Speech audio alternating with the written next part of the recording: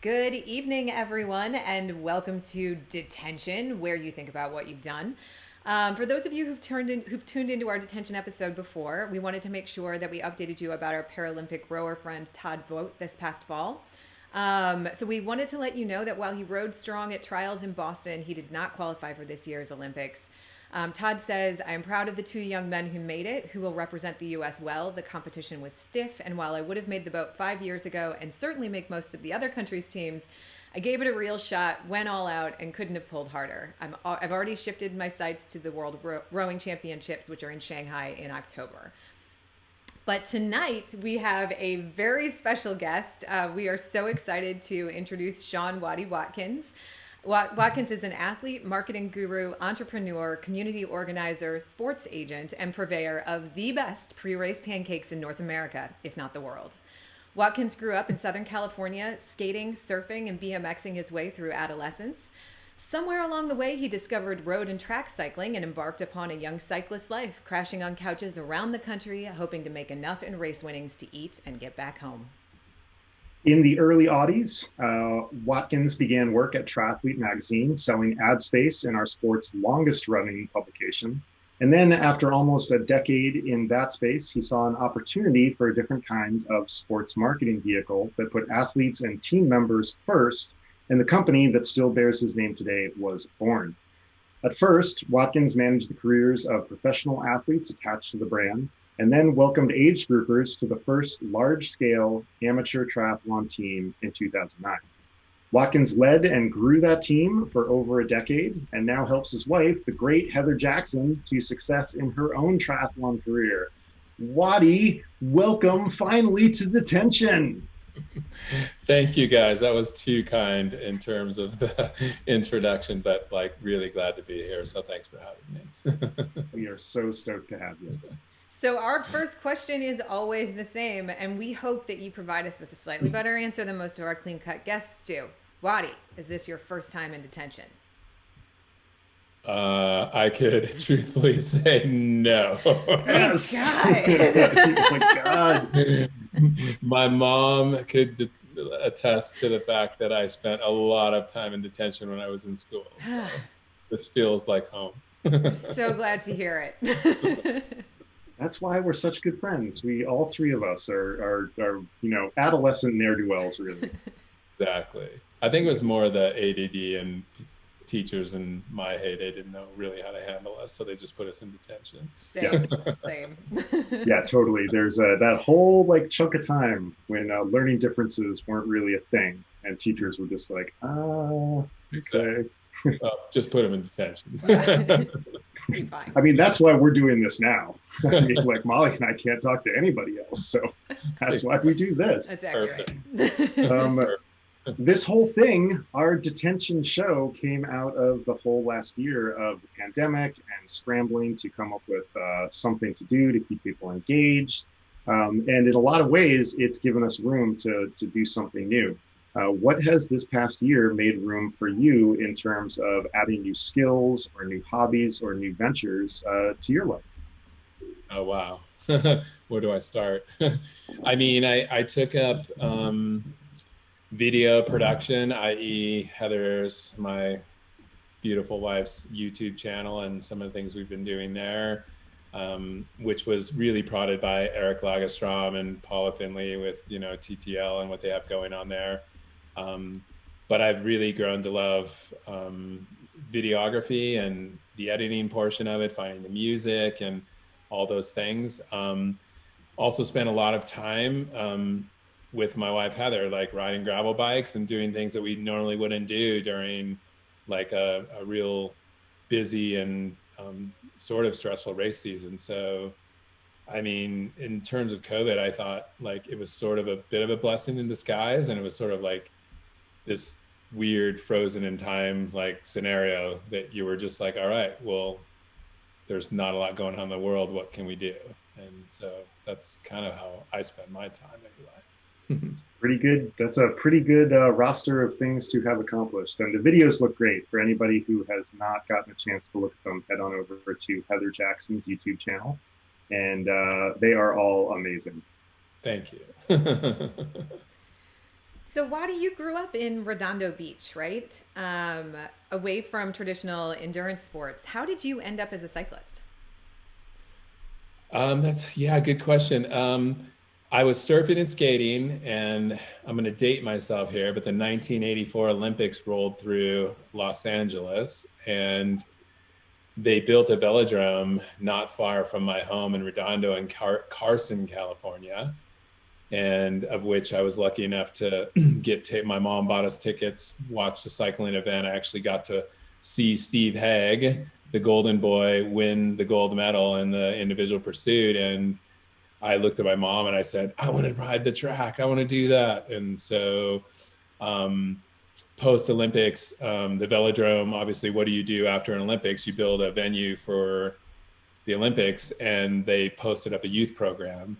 And my mom put me in it because I was hyperactive and ADD, and it was a way for me to burn off steam. And that's how I got involved in track cycling. And then later in my career, I became a coach for the Youth Foundation, which was great because I was able to meet and put a few like names of note, Rashawn Bahati and Sarah Hammer. They were like students of mine when they were like 12 years old. And then, Oh my God. if you follow any of their careers, I mean, Sarah Hammer went on to be an amazing multiple world champion, and Rashawn Bahati in his own right was, I mean, how many criteriums did he win as a pro athlete? So anyway, yeah. Yeah, we'll come back to the coaching stuff later because that's something that you have taken up again, but we will cycle back to that a little bit later because we want to keep talking about you, the athlete, for the moment. Yeah, so even though you did a lot of track, you also raced on the road, did a lot of criteriums. But for those of you listening who aren't aware of this, so Wadi has 10 Masters National Championships on the track. He has been fourth in Olympic trials. He has a couple bronze medals at the national champs at the open level. It's a pretty sterling resume for any cyclist of any level. For those of us who don't have much experience at the track, could you tell us about a few of the different events that you in particular took part in? Yeah, sure. Thanks for that, Bag. Yeah, I mean, I got onto the track, and initially, because the track obviously is an intimidating thing, you're on a bank and you're on a fixed gear. And I came from riding my bike on the road and a BMX bike and whatnot. So I got into the track, and one of the things I gravitated towards that was easiest was individual pursuit. So because you were riding solo, it was like a time trial. And so I could wrap my mind around that. And then from there, I graduated towards team pursuit, which I don't know if anybody knows what that is, but it was a team of 4 athletes that were exchanging. So similar to the individual pursuit, but it was 4 people trying to achieve the same goal. And then from there, I met my former coach and who was also in the 84 Olympics, Mark Whitehead, who, rest in peace, Mark. He's no longer with us, but he was the one that taught me how to ride the track in terms of mass start events, which ended up being what I loved the most about track was the pursuit. I mean, was the points race and the Madison, which is a team event where it is hand exchanges with a teammate in the points race format. So that's where I ended up and loved. I loved the technical aspects of the points race in the Madison. It was a thinking man's game, and it took endurance, it took speed, it took a lot of thought process and how the race would unfold. And that's where I found my success on the track. That sounds incredible. I would guess that the learning curve is going to be pretty steep for something like that. Can you tell us a little bit about what that process was like and what you've taken from that experience and applied to the rest of your life? Yeah, no. I mean, again, I'll credit Mark Whitehead, my former coach, with that. I mean, those were his events, was the Madison, the points race. And there were some other mass start events called the Missing Out, where they would have called it before Devils Takes a Hindmost, where it's the last person across the line is pulled out. And so these types of events create, a lot of mass start and rubbing elbows and just a lot of, really tight racing. And so in doing those events, you just I really learned like the fundamentals of riding a wheel, the fundamentals of stacking over the top of a wheel, of passing, and when to, you know, how to open gaps on the track. It's very technical. So yeah, I mean, what I took home from that is, I mean, I was able to, when I met my wife, Heather, I got her on the track immediately because I saw the benefits of, you know, the things that you learn when you're racing on the track. You can apply it to anything, to mountain biking, to gravel racing, to triathlon even, because you're making split decisions, and you can make, you know, those decisions can present themselves even in an Ironman event if you're an age grouper. And I don't know, maybe there's a group that's going to go up the road and you're making that decision to go. Maybe it's not on the plan, but you know, it's one of those decisions that you make that could pay off later in your race, right? Absolutely. Nice. The Madison in particular, because you've got to rely on not just somebody else to ride, but somebody to be in the right place at the right time. What makes a good Madison partner? Yeah. Someone that's able, well, it's funny because Madison teams are usually made up of two types of riders, one that they call a stayer and one that's called a sprinter, or like two people that have the benefits of both, right? Which is kind of where the partner that I ended up with was a guy by the name of Curtis Tolson out of Louisville, Kentucky. Him and I spent time on the national team together, and then we kind of went away from racing and we came back as masters racers. And we both were stayers, but we both could sprint. We both could think on our feet, and it just made for a really great team. And we won out of the 10 championships that I won in as a master. I think it was 6, it could have been 8. We won 8 Madison championships together, or excuse me, we won 7. And the last one I won was with a Irishman by the name of Mike McMahon out of Long Beach, California, who I used to call him Fighting Irish, but my friend Curtis was not available for that year. I was supposed to ride with a guy by the name of Pete Colson, who is out of San Diego, an Australian cyclist, really talented. He was not able to race, and so I teamed up with Mike McMahon, and I won my final Madison championship with Mike McMahon. I still have the picture because it's so cool, because he is a bearded Irish guy, super pale. You would look at him and you're like, that guy can't ride a bike, but the guy could ride a bike like a demon. So yeah, that's one of the ones I'm most proud of, actually. That's amazing. So anyone who knows you knows that you love to ride, and you still love to ride. It's been a while since you've raced, though. Why did you step away from competitive cycling? Yeah, it's a good show. Well, when I was with Heather at first, we were racing together on the road and doing criterium still and things, because I was trying to, you know, get her involved in racing so she could, you know, learn the nuances of cycling en route to being a pro triathlete. And I just remember I did a race in Long Beach, California, and I had a negative experience. Just wasn't into the race. It was negative racing, and I put my bike in the car and I told Heather I'm never going to race my bike ever again. And I never did. And I mean, part of it was because I wanted to support her, because I knew her career was going to be budding and she had all the possibilities and potential in the world, which, I mean, now when you look back on it, I mean, look what she's done in her career. And on my side, I was just over it. I mean, I'd pinned a number on my back since I was 4 years old. I started racing BMX when I was 4. And I had just raced my bike and raced everything for so many years in my life. I just felt like I wanted to ride my bike just to ride my bike. And that's why I still ride my bike. I love to ride my bike. But please being competitive at it, yeah, they do. But being competitive at it, it just, I don't have the fire to compete. I love to go and watch other people compete. That's why I like to be involved in our team and with other pro athletes and with Heather, because I mean, we're racing Coeur d'Alene this weekend and the Ironman, and I'm looking forward to going and being on the sidelines and cheering for people and supporting my wife. I mean, it's almost like better than racing for me. So we've been talking about cycling a lot, but here you are, having been in the triathlon world for, you know, close to 2 decades or more now. How did you end up on the shores of triathlon from, you know, the oceans of cycling?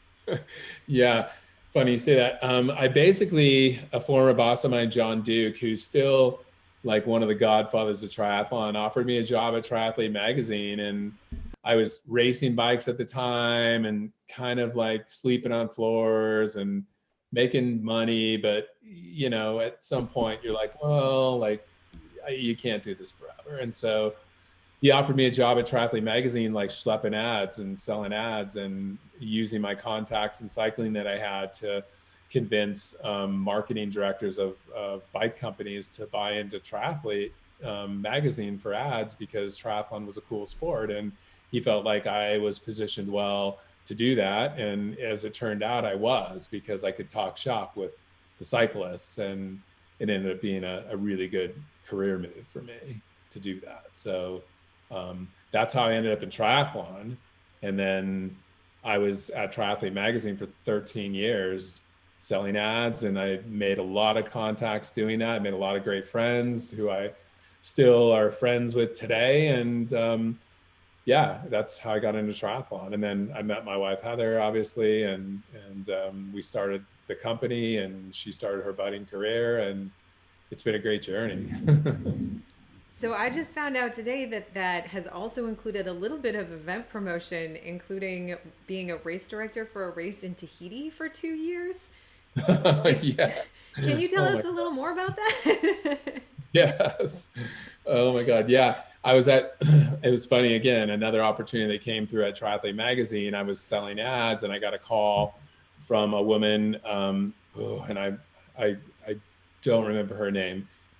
Anyway, it'll come to me, but she called, talking to me about a race they were going to put on Tahiti, and she wanted to buy some advertising to put in the magazine to promote it. And we got to talking, and she basically asked me if I was willing to fly out to Tahiti to check out the course, and she would pay for it. And that turned into like, would you direct the race? And so, yeah, so I was the race director for the Tahiti. It was on the island of Moorea. It was a 70.3 distance, and it was a really cool experience. It was cool. Something with a goat happened at Yeah, oh at my that God. rate.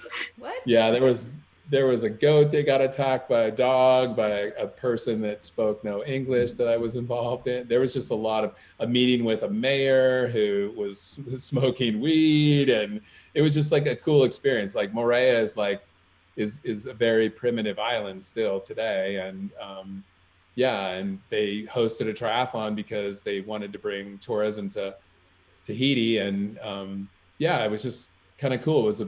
It was local Tahitian people that knew nothing about triathlon, and me, this like guy that was involved in Triathlete Magazine, was going to help them bring this.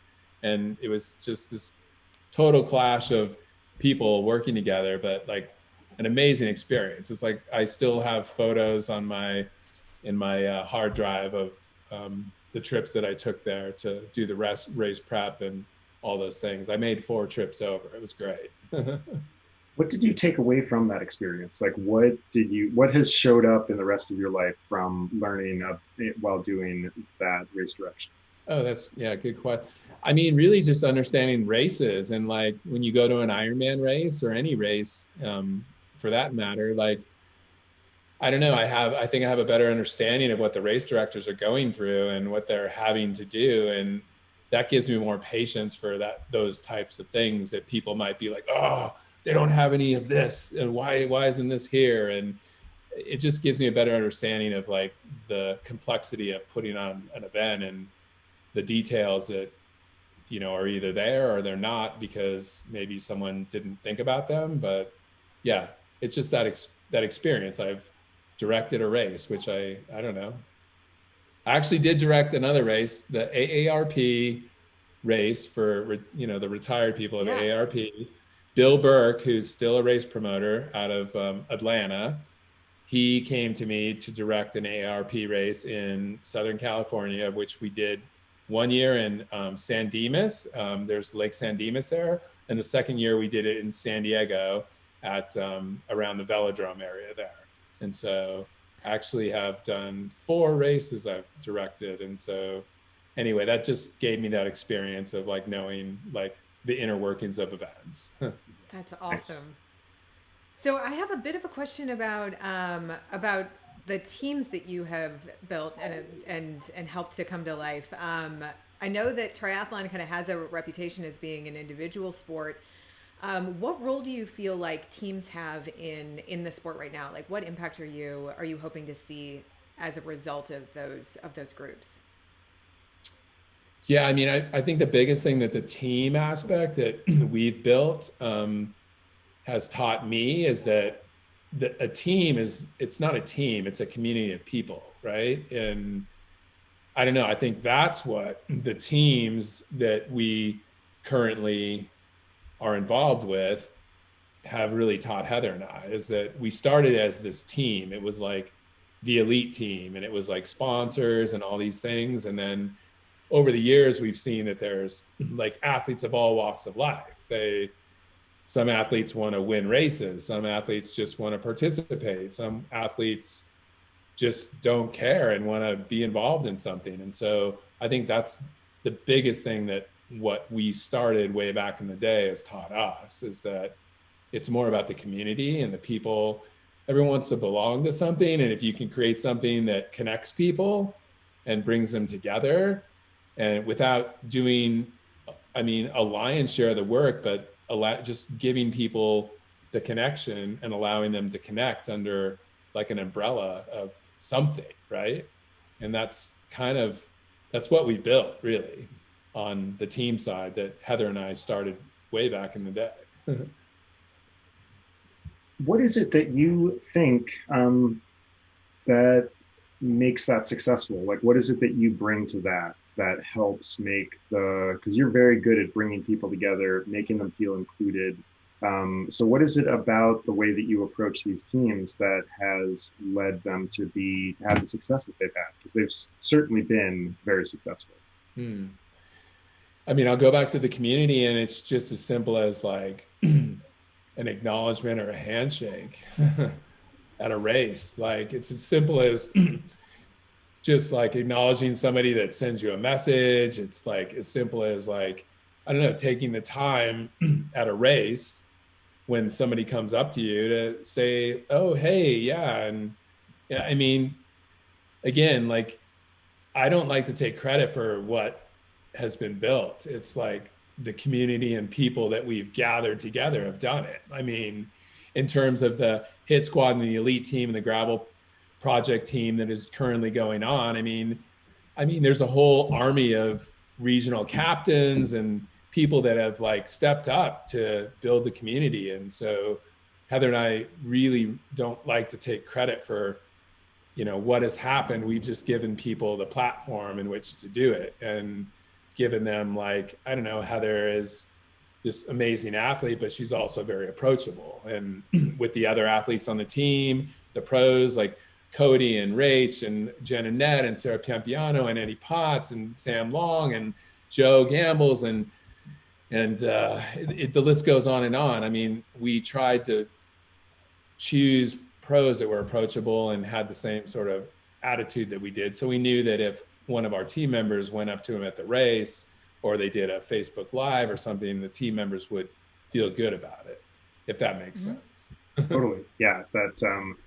Yeah, I mean, what you're describing is that like the values of the people at the head, you sought to like replicate that all the way down. And then so you're like, well, it's not really us, it's everybody that we brought on. Yeah, I mean, I think you did a great job with that. Thank you. It also seems like the team and the athletes that you've attracted have kind of brought some new life to a pretty clean cut sport. Was that something that was intentional? How did that, how did the edge that is involved with Wadi come about? Was that something that you were hoping to create, or was that just a byproduct of who you are? Yeah, no, I mean, me coming from a different sport, obviously like action sports, growing up in action sports, and then I gravitated towards track cycling and criterium racing and cycling because that was, again, sort of like the edgy kind of like sprinters, or like always a little bit more like, yeah, you're sprinters, you're banging elbows and you're being a little bit more intentionally dangerous. And so that always like attracted me. And so when I got into triathlon, I just saw more of a vanilla world, which like no knock on triathlon whatsoever, because when I entered it, it was a really amazing sport that I fell in love with. But that being said, I just saw a void. There was nobody doing anything that was like out of the box. And so, yeah, I pitched Heather, my now wife, on it. And this was as she was turning pro. And I mean, she thought it was a crazy idea, but I definitely got her on board with it, obviously. And I mean, the rest is sort of history. I just thought that I don't know, triathlon needed to meet X Games, if that makes sense. Totally. And, I mean, you were responsible for not just the, kind of creating the team in the first place, but the real look of the team for its entire life. You have a real design background, which we didn't even, touch on in the introduction, which I'm, kicking myself for now. But who were some of your design influences? I mean, I just followed design in general. I mean, when I was growing up and going to school, I took fine arts because I loved fine arts. I mean, I don't know, Picasso, De Goya, like all those fine art. I was just enamored by that someone could pick up a pen or a brush and they could make something like out of that. And so that's where my artistic background came from. And then what followed after that was an interest in interior design, an interest in, I don't know, charcoal and watercolors. And then I started following fashion, right? So from the early days when it was like Vans and OP and Bolt and all those like really early brands to like today's brands where it's like, I don't know, Supreme and, Off-White. And I just always like, I gravitate towards like the brands and the fashion people that are ahead of the curve. Like the people that created streetwear. It wasn't streetwear, right? It was like, it came up through the ranks, right? And so it evolved in many different ways from a very early thing, but it followed a culture, which was like hip hop, right? And what was coming out of hip hop. And so, I don't know, I've always got influences from those types of things. And I've always followed those sort of off trends that became trend things, if that makes sense. Mm-hmm. I don't know. Totally. What about your design process when you are designing a kit or anything? How does that come about? How do you start? I mean, exactly. This is the same thing as what I was saying. I look outside of the box. I look at, I don't know, what's going on in the street scene and what's going on in the music scene and like what people are wearing, and not on the bike at all, like off the bike. And you can take color palettes, you can take textures, you can take things from those inspirations and bring them over into Lycra and prints and things, which I don't know, I don't like looking at what cycling brands are doing or triathlon brands, because I think then you're just sort of regurgitating what everybody else is doing. And it is hard. It becomes more and more challenging as more and more really cool brands are starting to hit cycling and mainly cycling and some into triathlon, but mainly cycling. Two-part question here. So, as part of your sort of portfolio of talents is like a really strong marketing strain. That's, what you did at Triathlete Magazine and then the team. Who is, first part of the question, who is somebody that you've learned a really powerful set of marketing lessons from?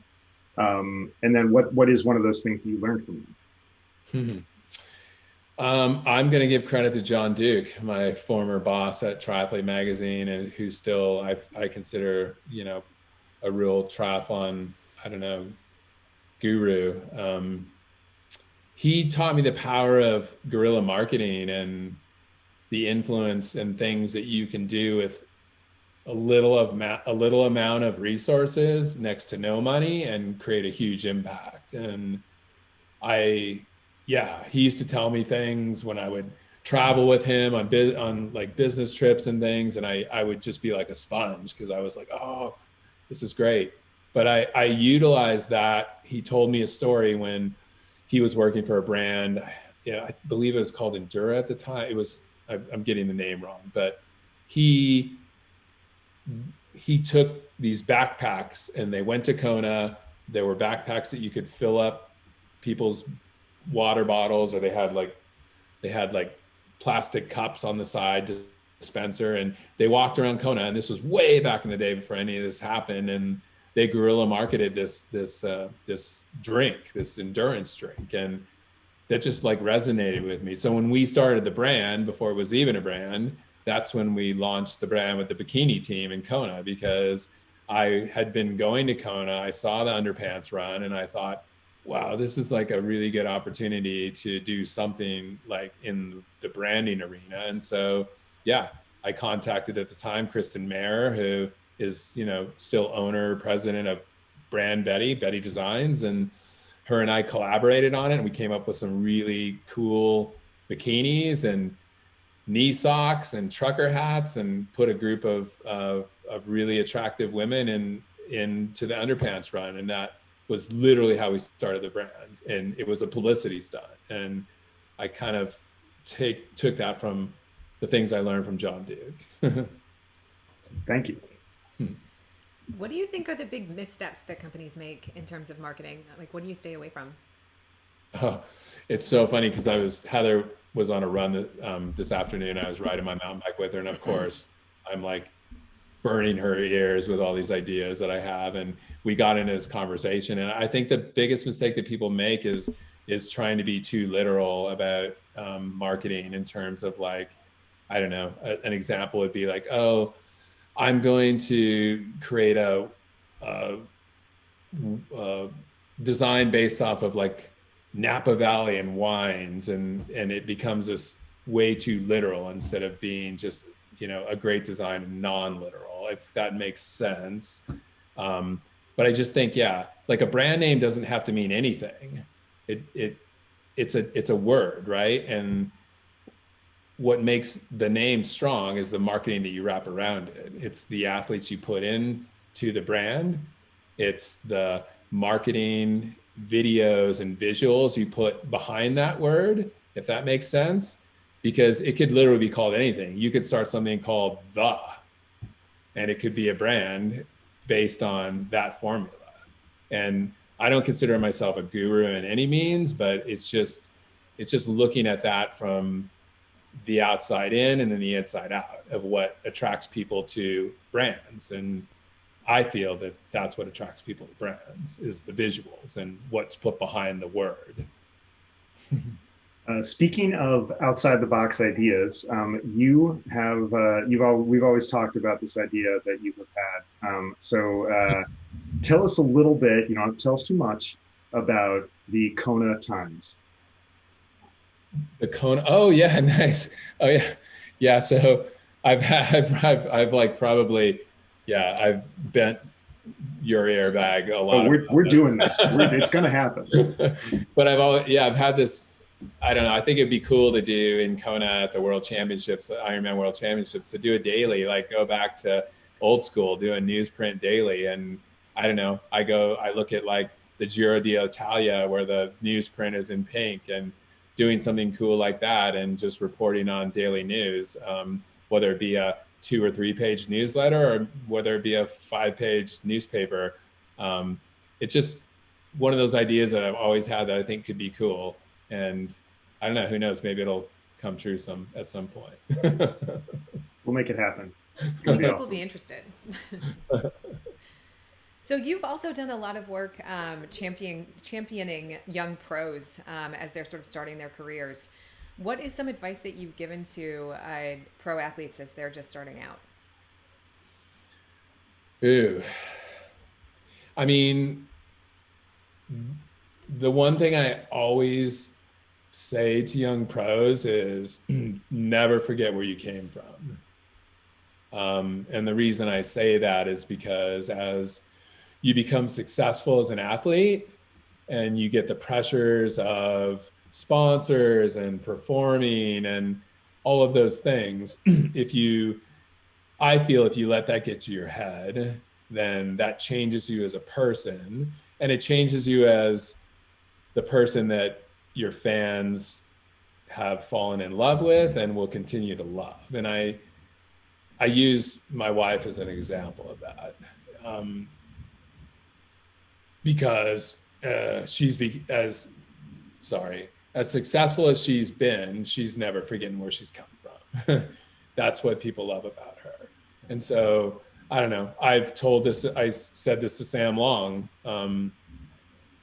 maybe 6 months ago, and I continue to say it to Sam Long, because I feel Sam Long is going to have a very successful career, and he has a very distinct way he markets himself, which people are now understanding, but the guy is like a complete sweetheart. And so that is, I guess, one of the things that I always tell athletes as they're coming up. And then the other thing is, don't put the cart before the horse, because I mean, train, have success, and the money and things and the living will come. If you're doing things for the money, I feel like you're doing it for the wrong reasons.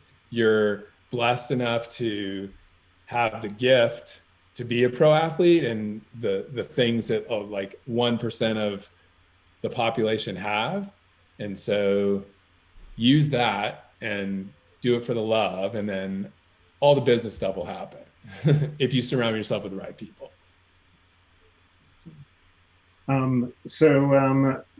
Believe it or not, we're already like 2/3 the way through all of this.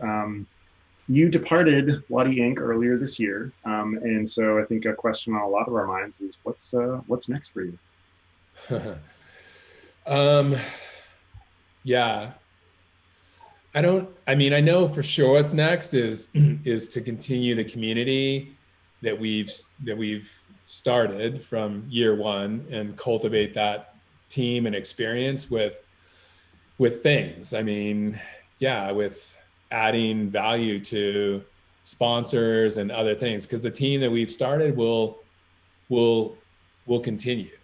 In terms of other things, I mean, I've spent a lot of time riding my bike. I've spent a lot of time working. Heather and I have bought a new house that I'm sitting in here in the country in Sun River. We've got property. I've been like mowing lawns and like doing home projects. I've just stepped away for a bit. I think I need a little bit of time. And so just concentrating on Heather's career, like I always have, getting her through Ironman Coeur d'Alene, working with the people behind the scenes and the team that we have that manage and run the team, to assure that we have a solid plan for 2022 and moving forward, because that's very important to us. And I don't know if it morphs into more than that, another brand, another type of business that spawns off the team, then that's probably what it'll be. If you could give yourself a piece of advice in 2008, travel back to past life, Wadi, what would you tell yourself? Yeah, this is kind of a loaded question. I would just say that take more time in the decisions that you make, and make sure that those decisions are in line with a 5 and 10 year like set of goals, so you don't send yourself off track with as things grow and you get busy. I'll leave it at that. Totally understood. Let's see, we're going to bring it back from that side of things and come back around to triathlon a little bit, because Wadi, you have done some triathlon yourself. You have done an Ironman at Lake Placid.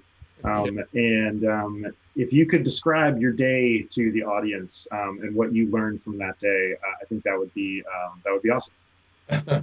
Yeah. Well, I did it because I figured like I needed to do it because my wife was a pro athlete. I need to experience like what that was like, because from a coaching side, even though I wasn't coaching her, but just from a human side of things. Yeah, it was a great day. I didn't train heavily for it. I'm a competitive person, obviously. And so I set some lofty goals for myself, even though I didn't have time to train. And I had a great day. It wasn't like obviously the day that I had hoped for because I didn't put the time in, but The lesson I learned from it was that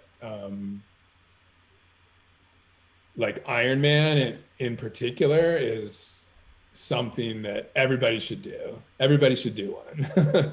It's just like, it was such a great day. Yeah. Such an amazing course. It's such it's such a great place to do like your first. Exactly. And I was lucky enough, Heather was not doing Ironman at the time. She was still an upcoming pro. And so funny enough, her parents, Diane and Chris, and myself signed up for the Placid, and Heather was our support crew. And so it was fun because we got to finish an Ironman. It was all of our first together as a family. So that was pretty cool.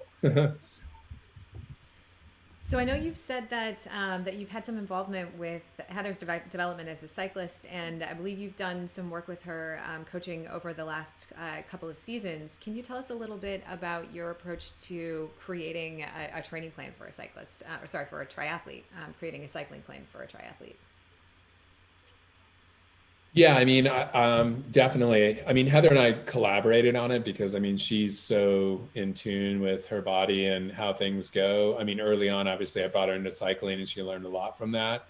I guess I just approach it as like, I mean, in cycling, from what I learned, you have endurance, you have power, and you have speed. And I mean, if you look at all those elements and you mix them appropriately in a cycling program, also making sure you're looking at swimming and running, obviously, it's pretty easy to break down triathlon because you're literally time trialing.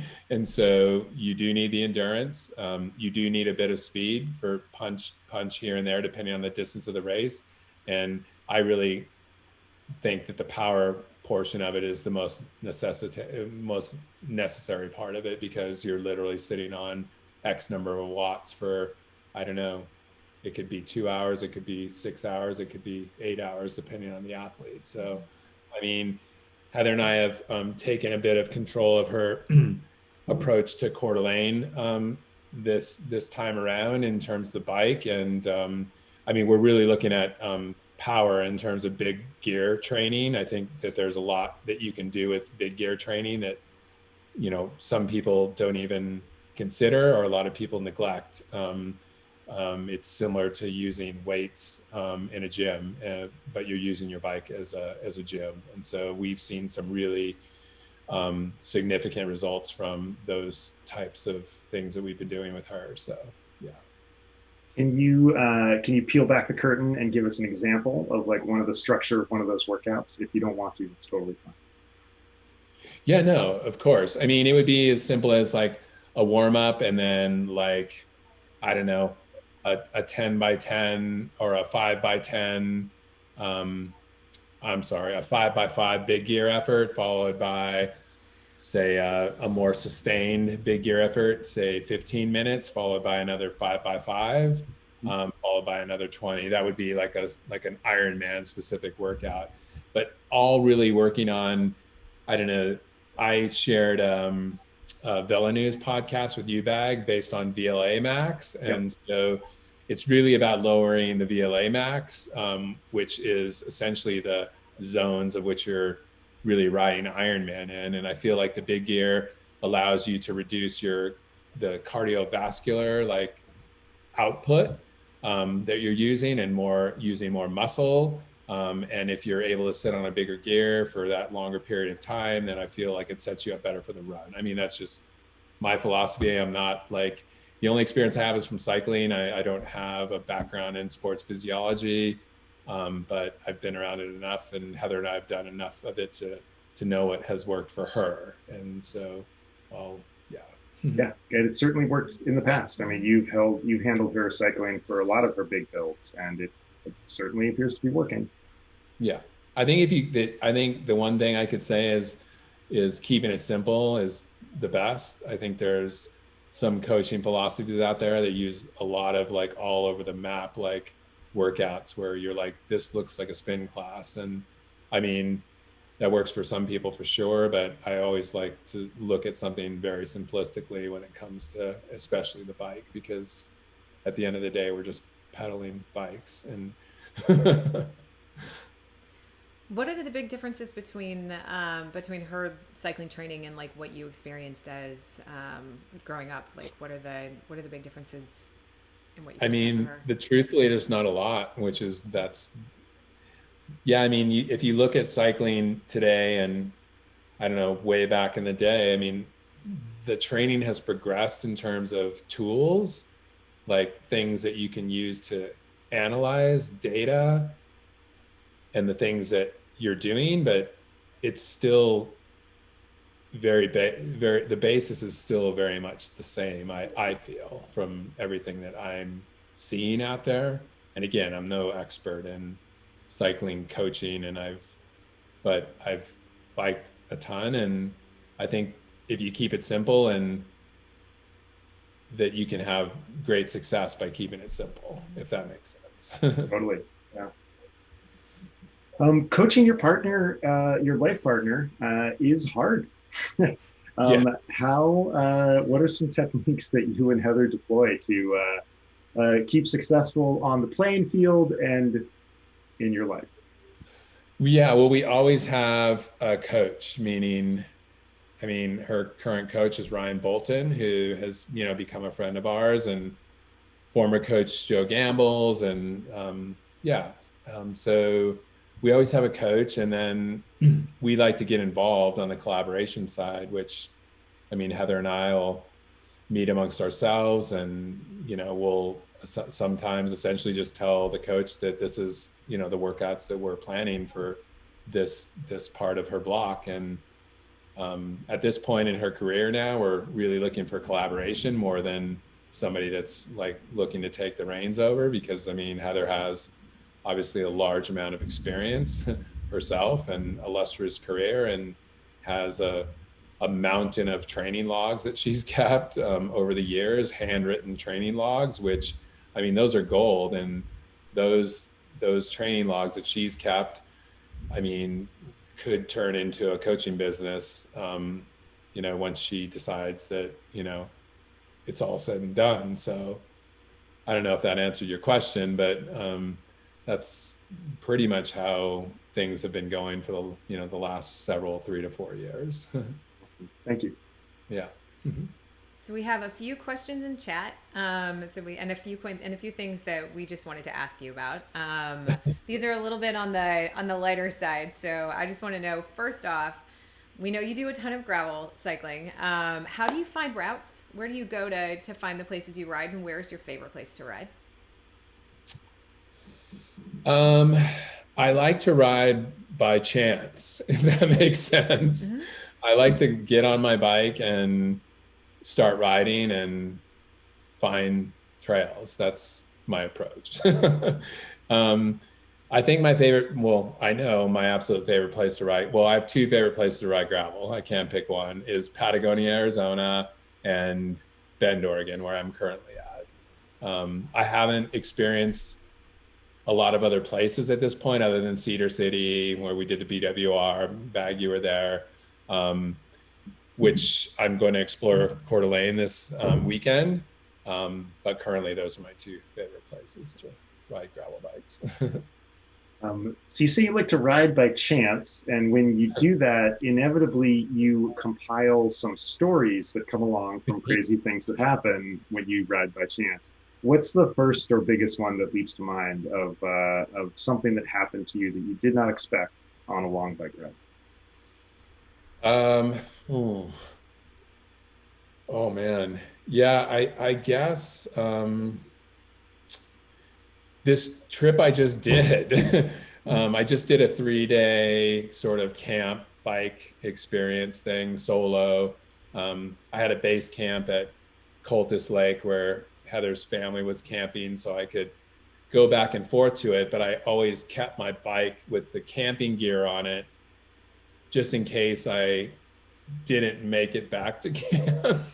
And so, yeah, I had a couple of bad crashes on the second day, which left me feeling like, okay, like I'm out in the middle of nowhere, and if I hurt myself, I have no cell service, and no first aid equipment and no way to let people know where I am. So that made me think about, I have to refigure how I'm going to let people know where I'm at. So I'm researching that currently. Some kind of Excellent. GPS beacon.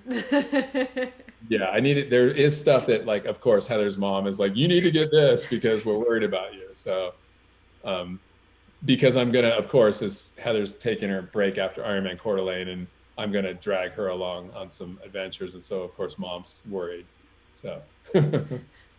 Diane is in Twitch chat right now, so she's listening to all of this that you just said. She's like, yeah, we need a Where's Wadi Now app. Yes. That's a great idea. I feel like this is gonna be popular.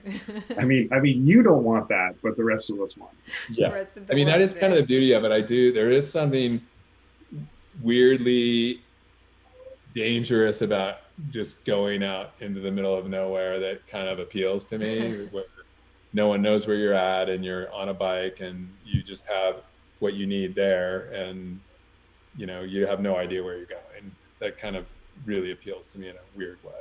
You get it. There's lots so you're wearing, go ahead. No, go for it.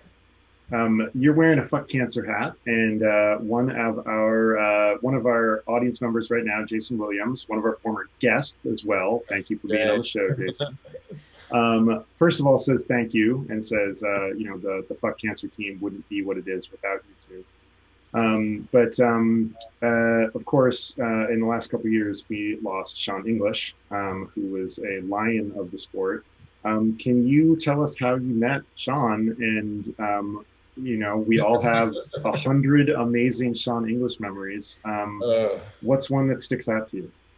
I mean, yeah, I can tell you, Heather and I met Sean English at Wildflower, and this was the year before she raced, and he was announcing, and we actually met him during a Flip Cup tournament, if anyone knows what Flip Cup is. Perfect. Of course.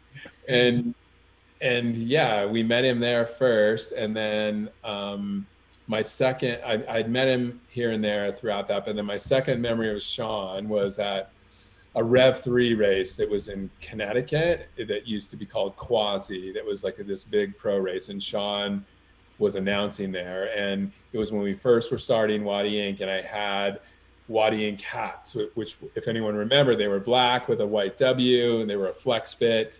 And I can remember I was walking by with Heather, and he was on the mic, and he yelled out to me, "Yo, Wattie," and said something to me and Heather. And I had a hat in my backpack, which you couldn't get at the time. There was one of these things like you could get, you couldn't get. If you knew, you knew. And I ran across this field, and it was mud because it had been raining. And I handed him that hat, which he kept. And I think that Jason said Sean gave him that hat. And so, yeah. So, and then Sean and yourself, Bag, you guys married Heather and I. Sean did the marrying. I was like the color commenter, really. Yeah. But I mean, it was great because it was amazing. It's a highlight of my life. We had like two great friends marry us in a park in Bend, Oregon, and we had a barbecue. It was great. Yeah. I dressed in a suit, and Sean dressed as the Pope. Exactly. My wife wore black, and I wore white. It was amazing. It was a perfect wedding. But yeah, that's some of my fond memories of Sean. I have a ton of them, but yeah, we miss him dearly. Diane says she just bought a satellite device to keep track of Chris on his snow machine, and you need one. Perfect. Kirby would like to know what your first tattoo was. Ooh, good question. Mm-hmm. Ooh, my very first tattoo was, I'm not proud of it. It's not on me anymore, but it was my nickname Wadi, which was on my back. But that was my first tattoo. And then I have so many other tattoos. Yeah, one of my second ones was this rose on my arm here, which is it's a memory of my stepfather who died. So that's kind of special. But I have so many. And then I have this one right here, this girl right here that's actually Heather. Oh, so. Cool. Yeah. But I have too many tattoos and too many stories that, yeah. We'll do another show that is just the tattoo show. Okay. This is going to be a popular show. Really amazing. Yeah. So, the endurance world is a polarizing place. We all spend a lot of time in here, and we love it. But there's also things about it we wouldn't mind changing. What is something that if you could wave a magic wand and change about the endurance world, you would change?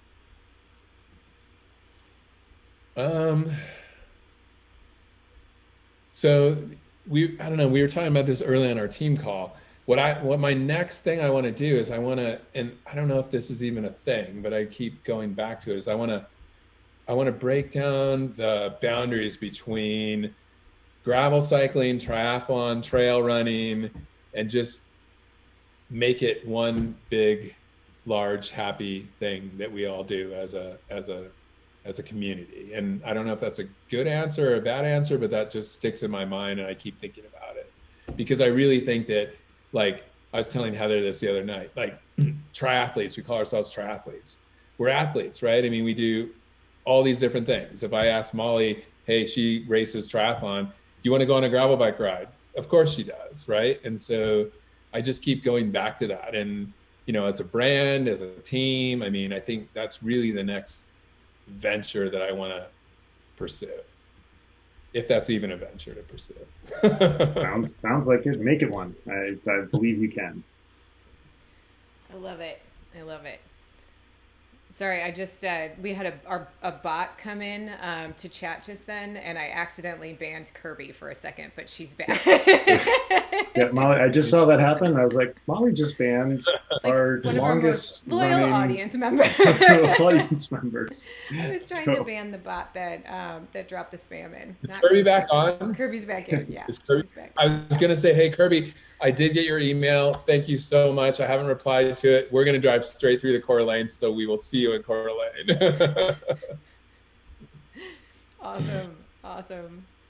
Well, I think we are almost out of time.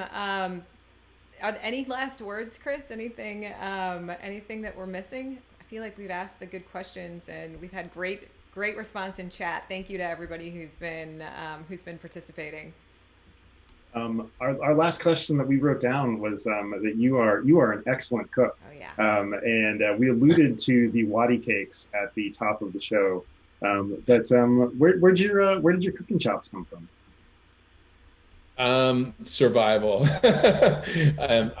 My brother and I, Darren, who actually, a little side note, my brother Darren, who is a chef and who got married, had 3 kids. He was a distance runner in college, great athlete, has now bought a bike, is totally into triathlon, is racing Zwift, and just signed up for Ironman Arizona. So shout out to my brother. So nice. Another triathlete is born. He's going to join our team and be part of our community, which is awesome. Awesome. Yeah. And so now what was the question? I totally got sidetracked. Where'd you get your cooking chops? And you started with survival. Yeah. So because my brother and I grew up, my mom was a single mom and she was working all the time. And so we had to fend for ourselves. And so my brother and I learned to cook out of necessity. And then I just started liking to cook because of being an athlete and just the ritual of preparing a nice dinner and, eating a nice dinner. So that's where I got it from. I love it. Your cooking is the stuff of legend. So, yeah. I'll have to do a pancake breakfast for everybody at some point. Yes. There you go. Yeah. We'll all short order cook it up at some camp. The campers will come in one day and all 4 of us plus chef will make everybody breakfast orders. Chef is exactly. Here Yeah, exactly. Well, the Bend and Patagonia gravel journeys that we've been discussing behind the scenes. Yep. We'll make sure that we have a pancake breakfast before one of the journeys that we go on. I love it. Have a Wadi cake breakfast. There we go. Yeah. Rebranding the pancake. You heard it here, everybody. Taking it over. Starts today. They're just Wadi cakes from here on out. Exactly. Well, thank you again, Wadi, for joining us. This has been so much fun. I feel like we could hang out and chat with you all night. But I know you probably have things that you'd like to do. So we will wrap things up here. To everybody who came and joined us tonight, thank you for being part of this. It's always so great to get to end our Tuesday nights and hang out with all of you. Kirby, I'm sorry you're the first person ever banned by the endurance school. I feel like it's appropriate though. Like you knew it was going to be you eventually, Kirby. But thank you, everybody. It's just so much fun to get to spend time with all of you. And Wadi, thank you for being so generous with your time. Thank you guys for having me. It was really fun. Great. We will talk to you again soon. All right. Bye, everyone. Good evening.